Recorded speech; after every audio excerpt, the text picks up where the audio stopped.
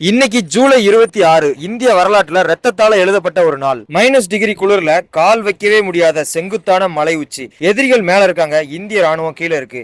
இந்த சூழல்ல போர்னா ஜெயிக்க முடியுமா?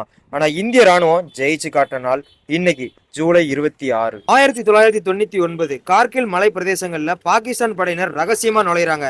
அதை நம்மளோட உளவுத்துறை கண்டுபிடிக்குது. உடனே ஆரம்பிக்கப்பட்டதுதான் ஆபரேஷன் விஜய். உலக வரலாற்றிலேயே ரொம்ப ரொம்ப கடினமான போர்க்களங்கள்ல இதுவும் ஒண்ணு. பாகிஸ்தான் வீரர்கள் மலை உச்சில பதுங்கி இருந்து தாக்குறாங்க. எதிரி எங்க இருக்கான்னு கூட தெரியாத அந்த சூழல்ல நம்மளோட இந்திய வீரர்கள் எதை பத்தியும் கவலைப்படாம என் தேசம்தான் முக்கியம் அப்படின்னு டைகர் ஹில்ஸ் உட்பட்ட ஒவ்வொரு மலையவும் போராடி மீட்கிறாங்க. விக்ரம் பத்ரா மாதிரி எத்தனையோ மாவீரர்கள் தங்களோட உயிரை நமக்காகவும் இன்னைக்கு நான் தான் பெரியவன்னு தேவையில்லாம சண்டை போடுற எல்லாருக்காகவும் அர்ப்பணிச்சாங்க. 60 நாட்களுக்கு மேல நடந்த இந்த சண்டையில எதிரிகளை தோக்கடிச்சு ஜூலை 26 விஜய் அப்படின்ற வரலாற்றை எழுதி முடிச்சது நம்ம ராணுவம். நம்மளுடைய இந்திய ராணுவம் எல்லையில முழிச்சிருக்கிறதுனாலதான் நாம இங்க நிம்மதியா தூங்க முடியுது. அந்த தியாகிகளை சல்யூட் பண்ணி இந்த நாளை கொண்டாடுவோம். ஜெய்ஹிந்த்.